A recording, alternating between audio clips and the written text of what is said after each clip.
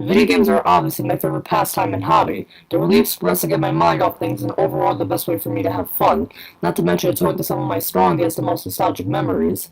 And what other way to express it than the one thing that many others do, that being reviewing these games and giving an opinion on them. Sure, there are other ways of doing this, such as Let's Plays, but I personally think the reviews are the best and most straightforward way to give an opinion on these games.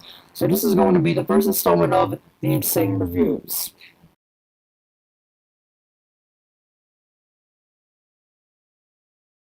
Now to start off, I'm going to review almost all the games of one of my favorite franchises, Sonic the Hedgehog, in celebration of the most famous and infamous Bluebird's 25th anniversary. Now you may be asking, well, why didn't you start in 2016 instead of now? It's a bit inconvenient, and you might be correct if only there weren't so many games to cover. Seriously, I'm not just going to cover the basic and most famous ones. That's a coward's job. We're going to cover most, if not all, the games in this franchise, because if I'm going to cover one of my favorite franchises, I may as well have the whole pie and not throw the remaining slices away because no one else wants to eat them. Alright, enough rambling. Let's start with the simple but unique creation of the Blue Blur. It all starts in the early 90s when the game market was getting gangbanged by Nintendo and its killer mascot Super Mario. Meanwhile, the more unpopular but also successful Sega is striving to catch up with Nintendo, but its older mascot Alex Kidd simply wasn't as appealing. Man, because it looks fucking creepy. So because of this, Sega decided to ditch creepy-ass Alex and make a new mascot. There are many different names and designs, but eventually they decided on the blue hedgehog that represents the logo, which was to have the style of Michael Jackson and the colors of Santa Claus, as well as a cocky and 90s-like attitude. His name was Sonic the Hedgehog, and he was ready to strike the gaming market and rival the likes of Nintendo, with its famous Sega Does What Nintendo campaign and its questionably creepy Japanese commercials. Sonic game was hyped for its release. And in 1991, it happened.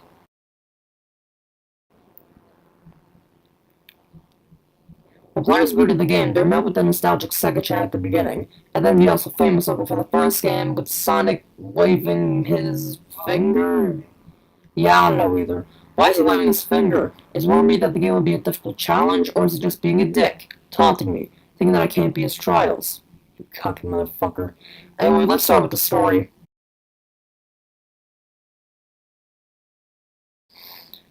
The story is pretty simple. Dr. Ivan Robotnik, or Eggman in Japan, yes, Eggman was a thing since 1991 and didn't come out of nowhere, has hatched an evil scheme to take over the world, capture innocent criminals and stuff them into his deadly badniks, which he plans on using to enslave humanity and build Robotnik Land.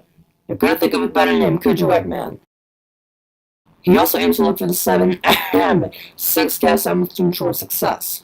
Albert Blur must stop Robotnik, free the animals, and collect the emeralds, overall saving the world like many other good guys and heroes do.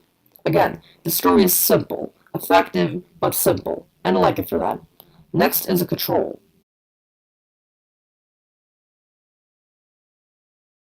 Sonic controls very smoothly and is momentum-based, meaning that you don't have a magic run bar that makes it immediately go faster. Instead, in order to go fast, you need to earn it by going in a certain direction, and you will eventually go to top speed.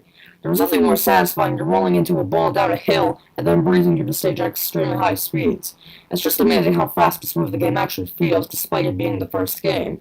However, there is a small problem. In some levels, there are parts where you need to have a certain amount of momentum to go up a hill or a long slope.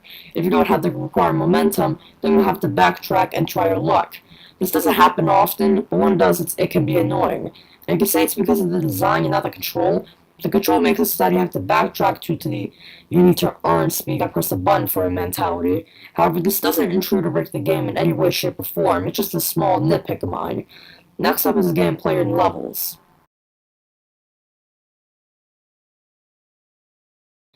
This game's goal is pretty simple. Just get from point A to point B, collect rings, or avoid or destroy obstacles that get in the way.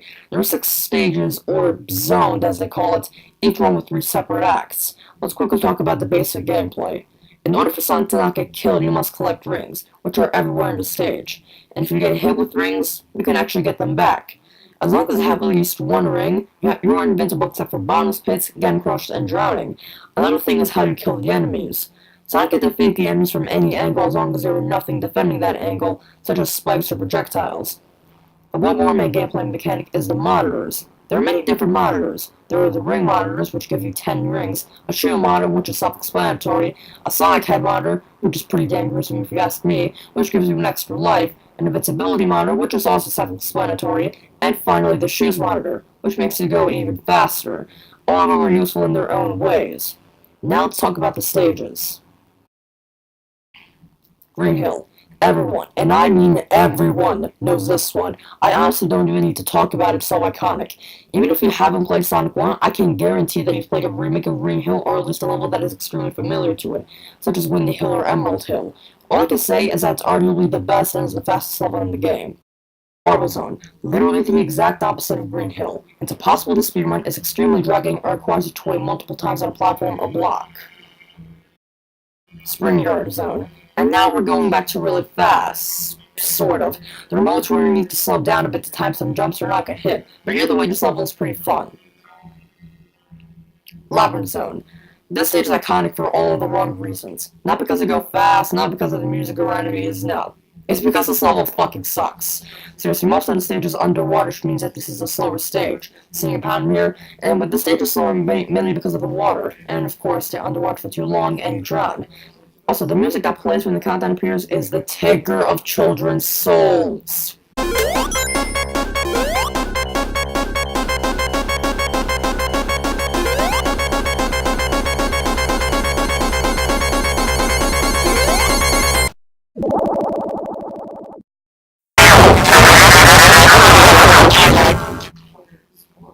The only way to not see that happening to you is to either A, get to the surface, or B, find a pocket of air and wait until it releases a large enough air bubble. Either way, this is in my opinion the worst stage of the game.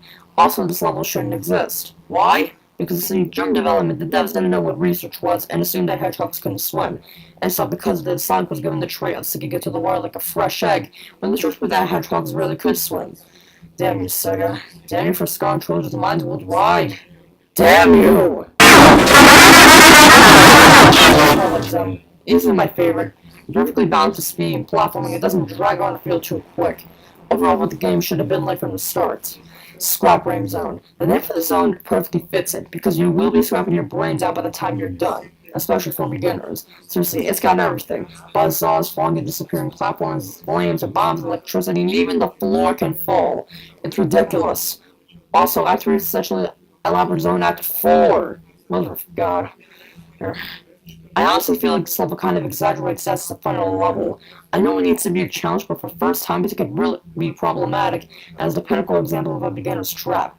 However, advanced players can probably get some sort of feel for the level and its design, but even then, the grab with the Marble Zone is pretty slow, especially Act 2 with its constant conveyor belts and these weird spinny things are also good for beginners. Oh, and your words here? The stage is slow. Okay, I think you know what the pattern is here. One stage is fast and fun, the next is slow, mostly painful, then back to fast, then slow, and etc.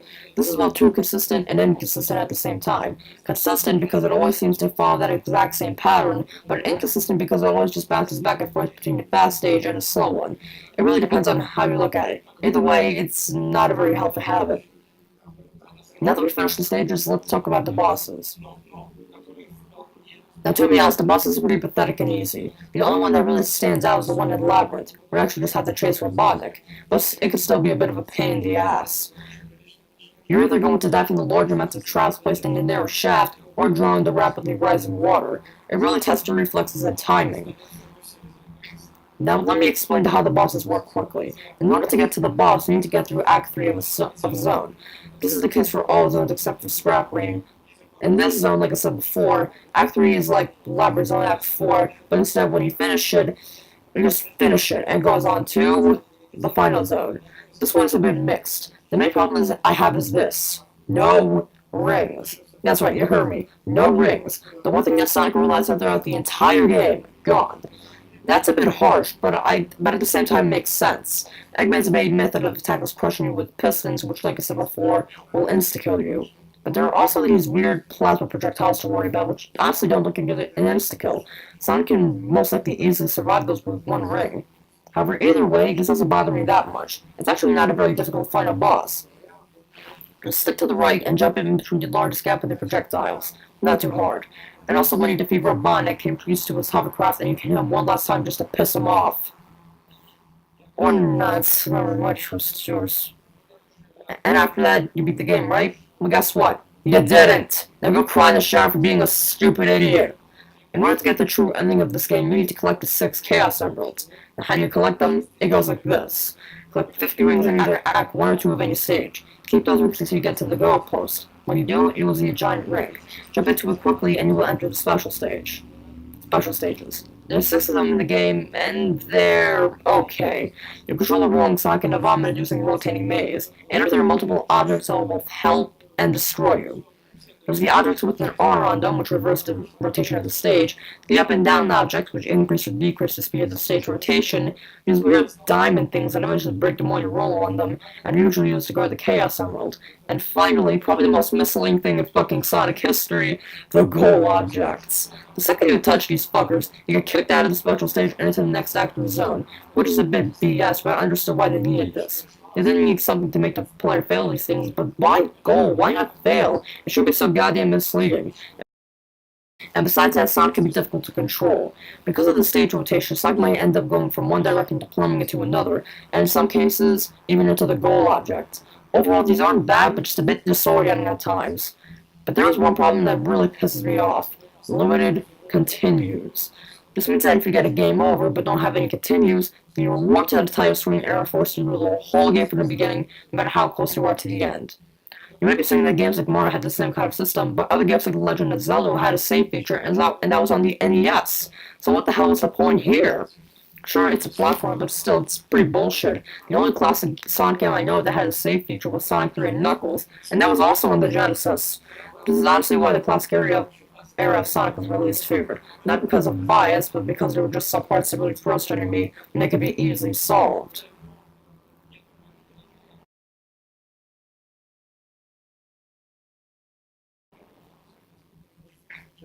This game for its time looks great. Every zone looks distinct and unique. From the beautiful landscape of Green Hill to the evil yet fitting machinery theme of Scrap Brain, each zone offers something new to the table aesthetically. As for the music, it's also pretty damn good. Everyone has a catchy jingle of Green Hill and the intense dark track that is the boss music. Other than that, there's really nothing else I could say other than the fact that this game takes advantage of the power of the Genesis and uses it to its full potential.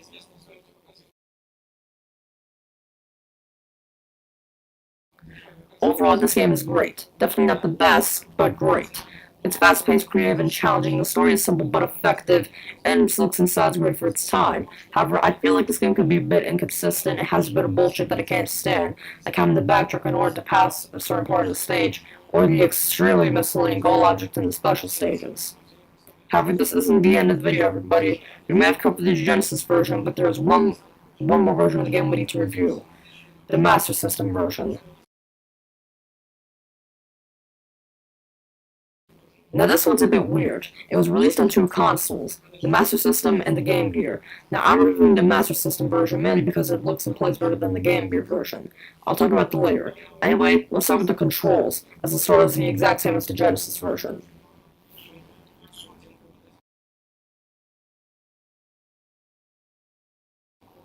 Sonic controls almost identically to the Genesis version, but a tad bit worse. For example, of rolling down a hill and flying into the air, it can feel a bit choppy at times, almost as if the game took a split-second pause mid-air, but it doesn't choose the experience that much. It's not like, oh god, run away! Next, the gameplay and stages.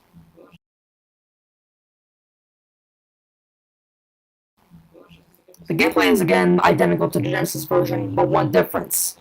This game is a lot more difficult. First of all, unlike the Genesis version where if you got hit with rings, you could still get most of them back quickly, in this version, if you got hit, you lose them. You downright fucking lose them, Mario style. Sure, one ring still bounces off of you, but I don't think there ever was a case where I was able to collect that one ring. There's still another reason why this game is much more difficult, but I'll get to that later. Let's talk about the stages. There's those 6 zones, 3 of them being from the Genesis version and the other 3 being completely new. Green Hill. Almost exactly like the Genesis version, no comment. Bridge Zone. Great. Similar to Green Hill, but with a lot of bridges, hence the name. Pretty uncreative, don't you think? Jungle Zone. Also great. It's different from the previous 2 mainly because of the more vertical style of the level, and by that I mean focus a bit more on going up or down, not left or right. Labyrinth Zone. That's right, this piece of shit is back. Underwater sections and everything. Scrap Brain. A lot easier than the Genesis version. Act 1 can be beat in mere seconds, and Act 2 takes a bit longer, but it's actually pretty creative, as it involves hitting a few switches and going through many minutes to find one of them. But it's not that bad. Skybase. Yup, this is actually the final zone. It's pretty damn challenging, but that's obvious, as this is the final battle. And at the same time, I do sort of find this more climactic than the Genesis version, but that's just what I think. Next, talk about the bosses. Remember the final zone of the Genesis version where it had no rings? Now imagine having no rings for all of the bosses in the game. That's what the bosses are. You have no rings on any of them, which is just a dick move. Well, at least in Act 3 of each stage, which is where you fight the bosses, of course, you immediately go to the boss and don't have to go through a list of middle of platforming. But still, that's a bit harsh. And unlike the Genesis version, there was no save feature, but limited continues, so prepare to lose your shit, unless you're playing an emulator like I am, but quick hint, Game Gear and Master System ROMs don't work very well when it comes to save states, as it always corrupts. Trust me, take it from a guy who's had a lot of rage from that crap. Now let's talk about the Chaos. Now let's talk about the Chaos Emeralds. Now, unlike the Genesis version where you need to get them via special stages, you need to get them by exploring throughout the levels from hidden routes. For example, in Green Hell Act 2, when you leave the caves, there are some springs. Jump on them and you will see another cave passage. Go all the way to the left and jump down the pit, then go left again and jump in another pit. After that, you will be in a chamber, and to the right will be your first Chaos Emerald. Sounds complicated? Well, sort of. Only needs a good eye and good thinking. Or you can change the die because why the hell not? However, special stages are in this game, but they serve an entirely different purpose. In order to enter them, you, as usual, need to finish Act 1 or 2 of any stage with at least 50 rings, and instead of jumping in a giant ring, you just get warped straight into the stage. Neat. Special stages. Unlike the Genesis version where they serve the purpose of giving you a headache and nabbing the Chaos Emerald, this time around they're different. Your hero one seems to be Dempsey's wet dream, where there are tons of bumpers and springs. These are used to collect and find rings as well as break monitors that give you continues. In case you didn't figure it out, the special stage serves the purpose of giving you extra lives and continues. However, there is a time limit to get those lives quickly. Overall, this special stage is actually pretty fun, and it's probably my favorite as it's the only one I know of that isn't mandatory in order to get the Chaos Emeralds or good ending. And one more thing, the monitors are still in this game but are a bit different. You'll see the ring, shield, and life monitors, but the invisibility and speech monitors both showed like once or twice. I can only assume that the devs were too lazy to program more of them in. Next is the presentation.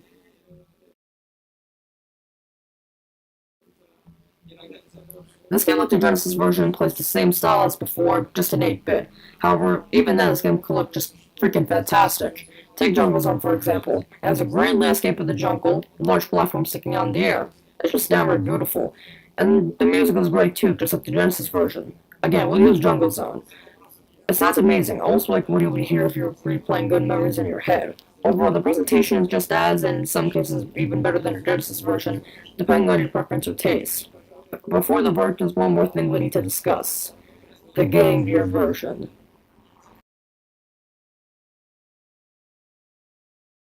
The Game Gear version, in my opinion, is the weakest one. It's the same as the Master System version, but just shittier. First of all, the resolution is much smaller, meaning that it's more difficult to tell when or where the enemies will appear.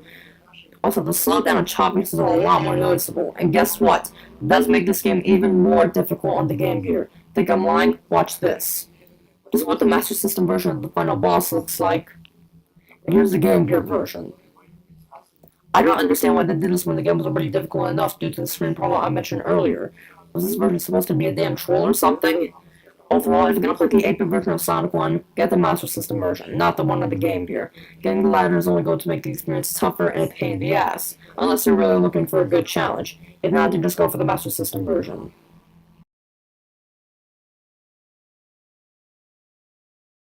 Overall, Sonic 1 for the Master System is also a great game, but for different reasons. It's a bit more unique and consistent, but it suffers for being a bit more difficult than the Genesis version, and as for the Game Gear, it is, in my opinion, the worst version. Now for the final verdict.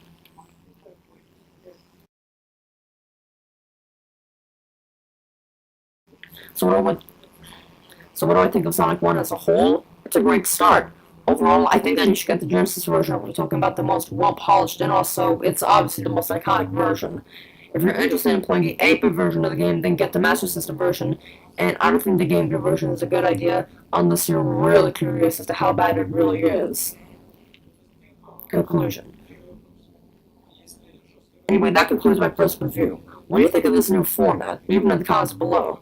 If you have any advice or constructive criticism, not mindless insults and other crap that really makes you the fool, not me, then also leave it in the comments. I like feedback, and a good way for the show to grow is if I know what you guys want. This is the Insane Gamer, signing out. Jesus, what a stupid name.